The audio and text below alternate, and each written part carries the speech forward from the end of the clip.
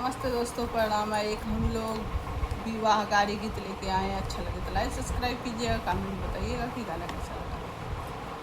अरे चांदनी और चेहरा बा दुल्हन के यार, दुल्हवा करिया बा।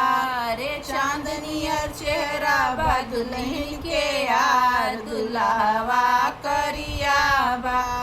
करिया बा सखी करिया बा, करिया बा सखी करिया बा।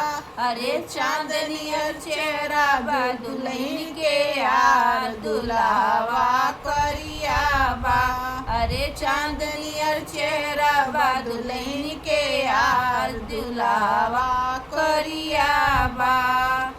दुल्हा के पेट लगे इंडिया के गेट, दुल्हा के पेट लगे इंडिया के गेट। भोजन करेला 10-10 प्लेट, भोजन करेला 10-10 प्लेट। टेढ़ बैल नाक जैसे लागे खुदा, दुल्हवा करिया बा।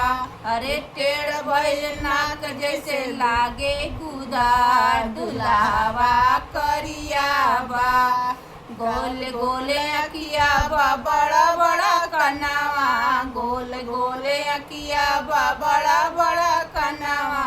लेके सुतेला अपन बहिन खरियानावा, लेके सुतेला अपन बहिन खरियानावा। अरे देखे में लागे अनियार, दुल्हवा करिया बा। अरे देखे में लागे अनियार, दुल्हवा करिया बा। अरे चांदनी और चेहरा बा दुल्हन के यार, दुल्हवा करिया बा। अरे चांदनी और चेहरा बा दुल्हन के यार, दुल्हवा करिया बा।